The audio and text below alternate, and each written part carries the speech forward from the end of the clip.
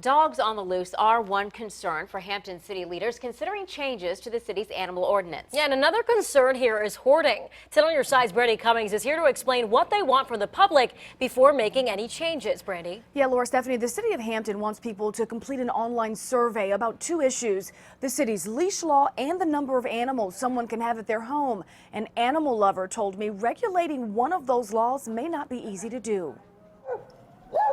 They are man's best friend, but should these four-legged companions be under more control in Hampton? We all love our own pets, right?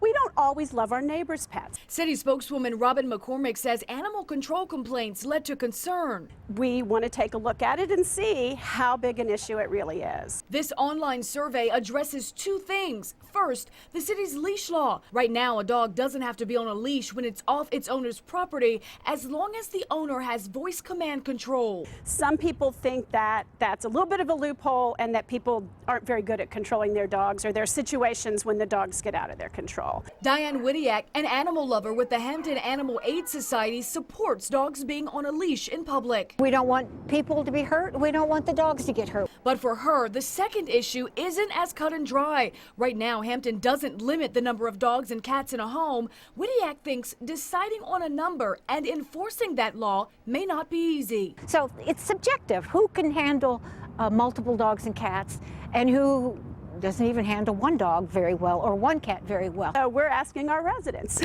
what is that number? If there is a number and other people are saying, you know, the government has no business telling me what I can do. Right now, the answer is up to you, but the final decision will come from City Council. Seeking input is good.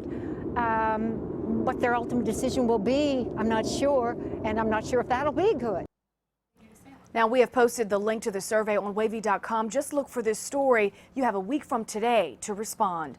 Live in the newsroom, I'm Brandy Cummings, 10 on your side.